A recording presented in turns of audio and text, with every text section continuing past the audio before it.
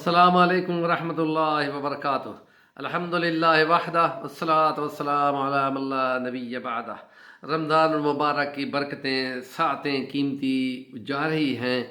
इस सिलसिले में आज जुम्मा है और जुम्मे वाले दिन एक वजीफ़ा अपने क़ारीन और नाज़रीन और सामीन के हवाले हम करते हैं।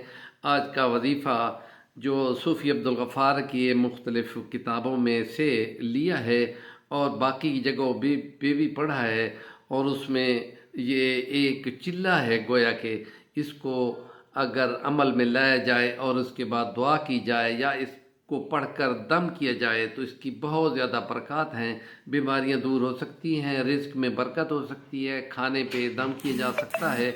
और इस सिलसिले में हम ये पेश करते हैं कि बिस्मिल्लाहिर्रहमानिर्रहीम मिल्हम्दुलिल्लाहि रब्बिल आलमीन। ये आपने पढ़ना है 41 बार, 41 दिन तक फजर की सुन्नतों और फ़र्ज़ों के दरमियान में पढ़ना है। सिर्फ 10 मिनट लगते हैं और 10 सेकंड में एक आप ख़त्म कर सकेंगे। गोया कि 10 मिनट में आपने ये अमल करना है, लेकिन इसको पढ़ने के बाद आपने दम करना है और इससे इंशाअल्लाह बहुत बरकत होगी और मुख्तलिफ़ बीमारियों मुश्किलात के लिए इसको दम किया जा सकता है।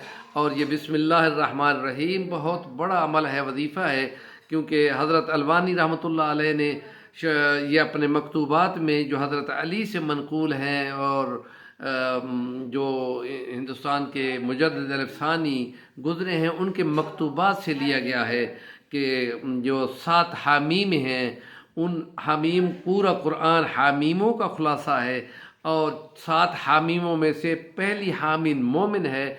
उन 7 का खुलासा हामी मोमिन में है। हामी मोमिन का खुलासा अलहम शरीफ में है। अलहम शरीफ का खुलासा बिस्मिल्लाह में है। बिस्मिल्लाह का खुलासा बिस्मिल्लाह की बे में है और बे इस्तिआनत की है, गोया अल्लाह से मांगना। तो इसको यूं करके हम अलहम शरीफ जो कि सब मसानी भी है और उम्मुल किताब भी कहा गया है कि गोया के पूरे कुरान की ये माँ है और इसको बार बार पढ़ा जाता है। और ये कि एक ख़ास तरीके से इसको 2 दफ़ा कहा जा के मक्के में भी उतरी है, मदीने में भी उतरी है और इसको बार बार नमाज़ों में पढ़ा जाता है और इसको सूरत शिफा भी कहा गया है। मुख्तलिफ़ इसके नाम है, इसकी बरक़ात से कोई शक नहीं है। और बिस्मिल्लाह का अमल जो है वो हज़रत अलवानी वहाँ भजन वाले मौलाना हुसैन अली रहमतुल्लाह अलैह का ख़ास अमल है कि 7 दफ़ा बिस्मिल्लाह पढ़कर जिस चीज़ पे वो दम करते थे, वो अगर कोई सरकश चीज़ है, घोड़ा है, तो वो आराम से खड़ा हो जाता था, और अगर कोई अज़दहा नांग है, सांप है, तो वो भी आराम से बैठ जाया करता था।